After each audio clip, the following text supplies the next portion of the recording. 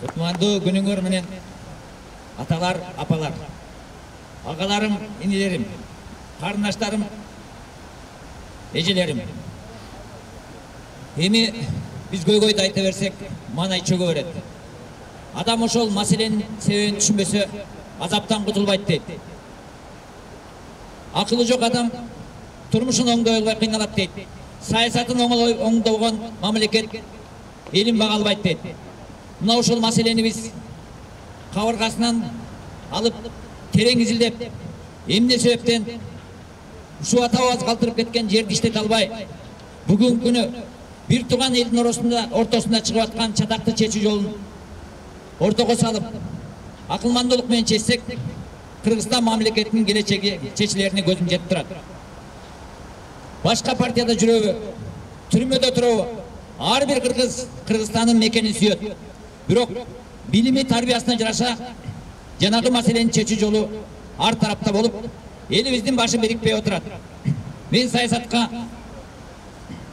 ушул саясат ишине аралашкан, же бийлик ишине аралашкан бир туугандарыма каршы келген эмесмин. Сыртта жүрүп, көрөк аттын айынан өзүнүн адамдык сапатын кемситкен карындаш инилерим, эжелеримдин турмуш азабын көрүп, ошол маселени чечүүгө, саясатка барууга мажбур болдум. Баарыңарга бүгүн келгениңерге таазим кылам. Жаман сүйлөөдөн алыс бололу. Жакшы адамдан жакшы сөз чыгат дейт. Биз баягы эгемендик алганы эсиркеп кетип, атасын калтырган үйүн акылсыз бала баркын билбейт дейт. Өзүбүздүн элдин ишенимине жеткен ажолорубуз саясий тажрыйба жоктугунан ар ким өзүнүн көрөк атын чечсе, мамлекет көтөрүлөт деп туура эмес багытты берип коюп, бийликке барганыбызда, мал бакканыбызда, ишмер болгонубузда кара курсакты ойлоп атып, казынабыз бош калыптыр. Бош болгон казына мугалимдерди бага албай, элибиз сабатсыз боло баштаптыр. Маданиятты өнүктүрө албай, айбан сыяктуу көрөк атка жол артып, адамдык сапаттан алыстап, чачырап баратыппыз.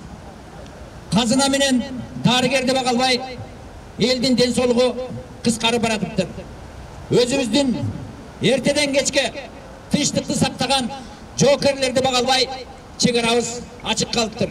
Мына ошол маселени түшүнүп, бирөөгө жаман айтпай, акылман адамды адам ээрчит дегендей, өзүмдүн адамдык парзымды аткарып коеюн деп, 2010-жылы өзүмдүн милдетимди аткарууга мекениме кайтып келгем.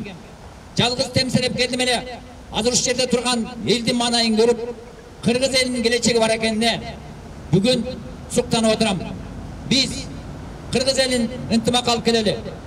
Эртеңки күнү бирөөнү сындабай, бирөөнү жамандабай, жөн эле курулай сөз менен жамандык кылып, эл аралык саясатта уят болбой, ар бир кыргыз эртеңки жарандык милдетин так аткарып, бүгүнкү күнү келаткан элдин тагдыры чечилип аткан маселеге адилеттүү бололу.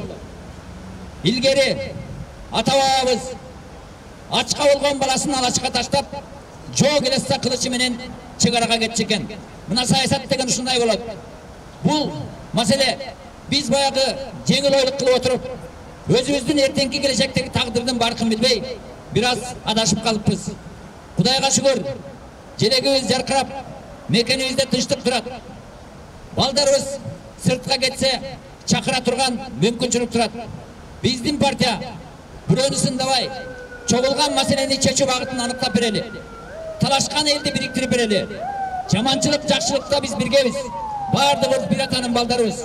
Эгерде ушул азыркы чогулган көйгөйдү токтотпосок, түндүктүн эли түштүктү көрө албай калат. Түштүктүн эли түндүктү көрө албай калат. Же Сулайман тоосун көрө албай, же Ысык көлдү көрө албай, бөлүнгөндү бөр жейт деген аталардын каргышына келип такалабыз. Мына ошондуктан дүйнөнү өзгөртсөң өзүңдөн башла дейт. Ар кимибиз өзүбүздүн жоопкерчиликти моюнга алалы.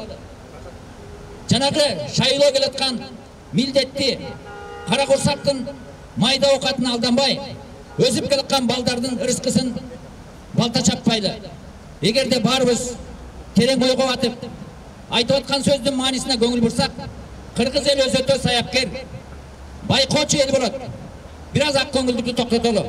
Жоопкерчиликти баарыбыз бирге алалы. Жанагы адашкан бир туугандарды ынтымакка чакыралы. Иштей албай аткан, оокат кыла албай аткан бийлик өкүлдөрүнө жардам берели. Эгерде биз адилеттүү коом деп турсак, мамлекет институттарда сапаттуу түптөлүп, ары карап ыйлап, бери карап күлүп аткан мамлекет кызматкери өзүнүн турмуштук багытын көрсө, намысы ойгонуп, паракорлуктан алыстап, мамлекетибиз сапаттуу болот. Бул жерде турган карындаштарыма, инилериме айта турган бир сөзүм бар. Эң алгачкы өзүңөрдөн ишенимиңерди жоготпогула. Өзүнө ишенбеген адам келечегин көрбөй калат, демилгеси түшүп калат. Экинчиден, адамдын эң чоң байлыгы акыл болот. Акылыңарды, билимиңерди өркүндөтүп өскүлө. Эгер билимдүү болбосоңор, алысты көрө албай, жакынды таппай каласыңар. Анан үчүнчү маселе, эч качан намысыңарды, кадыр баркыңарды тигил төбөлөтпегиле. Мына ушул 3 багытталган жаштар эртеңки кыргыз элинин келечеги. Бардыңарга жогорку маанай каалайм. Эч качан үмүтүңөрдү үзбөгүлө. Ар бир адам бир күн болсо да үмүт менен жашайт. Суунун агы менен өлгөн гана балык агат. Бу дүйнөдө эч ким төөлүп жашабайт. Бардыгыбыз эртеңки күнгө жогорку маанай менен аттанып, өзүбүздүн келечегибиз үчүн, Кыргызстандын бактылуу жашоосу үчүн бирге аттаналы. Бүгүнкү келген азыркы меймандарга, бир туугандарыма, жалпы 7 областта жашаган кыргыз элине, ушул жерде жашаган бардык улутка өзүбүз үлгү болуп, Кыргызстан мамлекетинин келечегин сактап калалы. Чоң рахмат.